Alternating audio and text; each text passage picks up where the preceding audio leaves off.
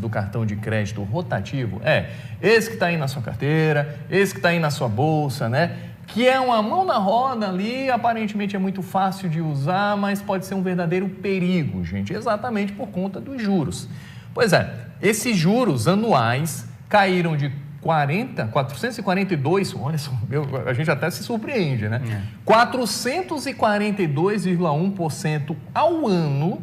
Essa queda foi em dezembro e agora está aí na faixa de 415,3% a partir de janeiro deste ano, tá? Foi informação do Banco Central. Ou seja, era absurdamente alto e agora é menos absurdamente alto, dá para dizer menos isso, um pouquinho, viu? Porque só foi esse recuo aí de 26,8%, tá? No início desse ano. Essa taxa de juros dessa modalidade de crédito atingiu o menor patamar desde dezembro de 2022. Aí janeiro foi o primeiro mês de validade dessa decisão do Conselho Monetário Nacional, divulgada no fim do ano passado pelo Ministério da Fazenda, né? E aí esse valor que limita o valor total da dívida dos clientes no cartão de crédito rotativo, né? Pois é, a medida começou a valer em 3 de janeiro. Para falar mais sobre esse assunto, a gente conversa aqui com a economista Suerda Soares, que nos atende muito gentilmente aqui cedinho no Bom Dia RN. Bom dia, bem-vinda aqui ao Bom Dia RN. E já deixar claro aqui o que a gente já está comentando, né? Baixou um pouquinho, tinha que baixar, né? Mas ainda é muito pouquinho. Continua sendo um índice de juros, né, mesmo sendo anuais, aí absurdamente altos, né, e ainda inexplicavelmente altos, dá para dizer isso, né, Suerda? Bom dia. Olá, bom dia a todos os telespectadores, uma boa semana. Realmente, a taxa de juros do crédito rotativo ainda continua sendo a mais alta do mercado. Eu caí ou não? Pode seguir. Pode seguir. Tá tudo certo. Continua sendo a mais alta do mercado e a gente sempre, né, os economistas sempre sinalizam as pessoas para ter cuidado com essa taxa de juros, que como bem vocês falaram, era 442%, mas ainda está num patamar elevadíssimo, absurdo de 415%. Se a gente for falar de taxa de juros, ela é a mais cara taxa de empréstimo para o consumidor, porque o cheque especial chega a 130%, o crédito consignado privado a 38% e o crédito do cartão de crédito, aí a taxa de juros do cartão de crédito rotativo, 415%.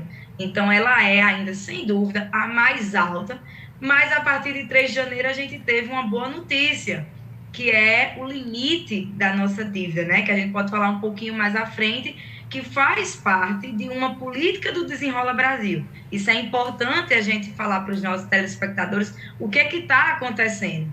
Lá no programa 2023 do Desenrola Brasil, com a política de tentar tirar aquelas pessoas do endividamento, uma ação desse programa era gerar um limite da dívida da pessoa. Como assim, Suerda?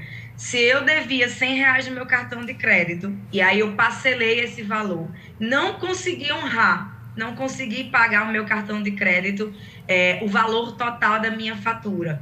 Existe uma determinação agora que após 1 ano dessa dívida, ela só pode chegar até o limite máximo do dobro desse valor, que é R$200. Então, isso é uma parte ainda do Desenrola Brasil e que tenta inibir, ou pelo menos diminuir, a quantidade de inadimplência, que ainda é muito alta, e de endividados no Brasil. Professora, já estão chegando perguntas aqui dos nossos telespectadores e tem uma pergunta que é interessante. Esse juro é válido a partir de dívidas que são feitas agora ou se por acaso já tem uma dívida, ela vai diminuir, por sinal? Perfeita essa pergunta. Somente dívidas contraídas a partir do dia 3 de janeiro. Somente dívidas a partir de 3 de janeiro. Por quê? Porque aquelas dívidas que foram negociadas, aquelas taxas que foram implementadas antes desse período, até 31 de dezembro de 2023, não entrarão nessa nova regra. Então, somente aquelas dívidas que foram contraídas a partir de 3 de janeiro, que é quando entra em vigor esse novo teto aí da taxa de juros do cartão do crédito rotativo. Professora, a gente sabe aqui que juros e cobrança de juros envolvem uma questão de confiança, né? E aí eu queria abordar agora um outro lado da questão. Porque se já tem, e ainda bem, porque é necessário, que a população brasileira está num aperto financeiro muito grande, né? Então tem muita gente endividada. Se depois de um ano eu vou ter esse limite no endividamento, aquela dívida não pode ultrapassar um determinado patamar, dentro do próprio programa existem medidas de segurança para evitar que a pessoa já se endivide confiando nisso, já se endivide sabendo que, lá na frente eu não vou pagar tudo mesmo, então para mim tá bom, né? O programa tem essas medidas de segurança?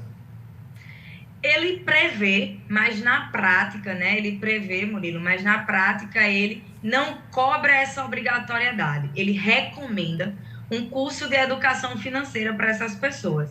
Mas o que na prática vai acontecer? Na prática, o próprio mercado vai responder que será os bancos restringindo esse crédito. Ou seja, se eu dava X valor para essas pessoas, mas se eu percebo que tem essa política, né, que o banco tem que honrar a quem o consumidor faz esse empréstimo, né, deixa de pagar, ele vai acabar inibindo esse crédito ou reduzindo esse crédito para a população. Então, o que os economistas, o que a nossa classe já está discutindo é que o mercado, os bancos, porque é importante a gente falar que isso não foi uma decisão consensual. A FEBRABAN, por exemplo, que é a Federação dos Bancos do Brasil, não está de acordo com esse tipo de política. Então, isso tem sido um cenário de muita tensão e muita pressão, porque não encontraram o acordo ainda. Inclusive, é importante dizer também que essa decisão ela é temporária, certo? Enquanto os bancos não apresentam uma decisão que seja possível de negociação para o Conselho Monetário Nacional. Então, isso foi uma decisão que passou agora em janeiro, pela ausência de uma nova alternativa apresentada pelos bancos, mas como o próprio ministro, ele reforça, ela é temporária. Então, a gente não sabe até quando vai. A gente sabe que iniciou agora dia 3 de janeiro e que é um espaço de muita tensão política e muita tensão, porque ainda não encontraram qual é a melhor forma. Temos mais perguntas aqui dos nossos telespectadores. Como economista, que dica a senhora dá para a gente não depender aí e realmente tentar achar uma maneira de pagar a nossa dívida e não entrar dentro desses juros rotativos? Uma forma da gente não depender, aquela palavrazinha que quem me conhece já sabe que eu falo muito, é planejar. Mas isso eu entrei na dívida e agora o que é que eu faço? Gente, não paga mínimo de cartão, pelo amor de Deus, eu sempre falo isso aqui. Não paga mínimo de cartão. Liga para a operadora do seu cartão e negocia sua dívida. Suede, os juros vai ser alto? Sim, mas bem menor do que esses juros que é quando você vai pagando o mínimo ou quando minha dívida é 1.000 e eu só pago 500. Nem é o mínimo, é 500. Eu estou achando que eu estou dando metade e tá bom. Não tá bom. É necessário se você só tem R$500, seu cartão é R$1.000, liga para o seu banco, liga para a entidade credora que é do seu cartão e diz, minha dívida é 1.000, mas eu tenho R$500 para dar de entrada agora. Vamos parcelar os demais? É menos ruim do que você ir lá e pagar sem fazer esse acordo e simplesmente isso virar uma bola de neve. Para a gente fazer de forma prática para o nosso telespectador, a taxa de juros a 430% significa que se eu comprar um bem, vamos lá, um fogão, de R$1.000, depois de um ano que eu não pago esse fogão, ele vai estar R$5.310. Com a nova determinação, esse fogão de R$1.000, após um ano de não pagamento do meu cartão de crédito, ele vai estar R$2.000. Então, de forma prática, para que as pessoas entendam o que é essa mudança, é exatamente isso. É o dobro da minha dívida, é o limite que eu vou pagar dessa dívida que eu adquiri. Por mais absurdo que a gente saiba que ainda é a taxa de juros, eu confesso que eu fiquei besta aqui, né? Fogão de R$1.000, não pagou, depois de um ano, R$5.000. Olha o prejuízo e, infelizmente, muita gente realmente cai nisso. Mas vamos aqui também olhar para um outro lado, né? Já ser um pouquinho mais otimistas, né? Porque a esperança é de que a população vá se organizando aos pouquinhos, né? Conseguir sair do cartão de crédito envolve aí, professor, uma mudança de cultura, talvez ali de juntar este dinheiro para comprar à vista ou tomar cuidado no parcelamento. Qual é o primeiro passo para o que a senhora disse aí, né? Que a senhora sempre fala, planejamento. Qual seria o primeiro passo para esse planejamento?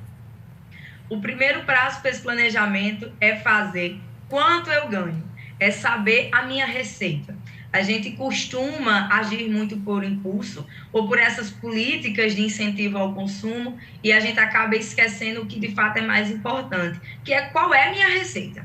Então, a minha receita é um salário mínimo? Tudo bem. Agora, desse outro lado da folha, eu vou colocar quais são minhas despesas urgentes, aquela que eu não vivo sem, aquela feira que eu tenho que fazer, aquela água, aquela luz, o que é que eu não vivo sem hoje? E depois encontrar qual é a minha sobra, né? Qual é a sobra que eu posso dispor para que eu faça um passeio, para que eu adquira um bem.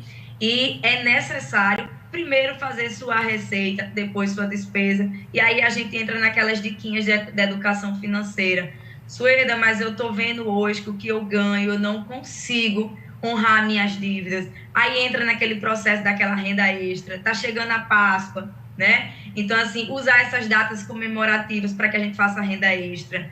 Tá chegando a Páscoa, Sueda, eu sei fazer umas taças de doce maravilhoso para o almoço de domingo. Faz. Logo em seguida, tem o Dia das Mães. Faz também. Então, tem muitas datas que a gente pode usar aí como artifício para a gente fazer uma renda extra, que é uma possibilidade da gente sair desse aperto.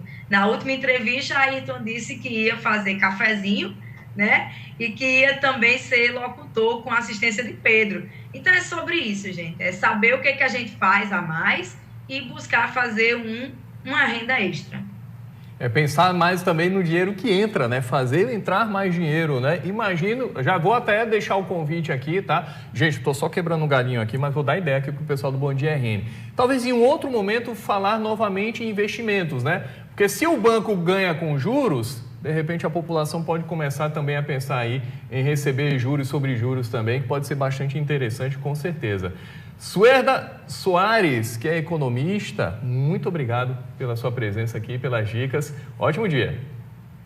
Para vocês também, um ótimo dia, uma ótima semana. Estou sempre aqui. Que precisar de diquinhas econômicas, a gente está aqui à disposição.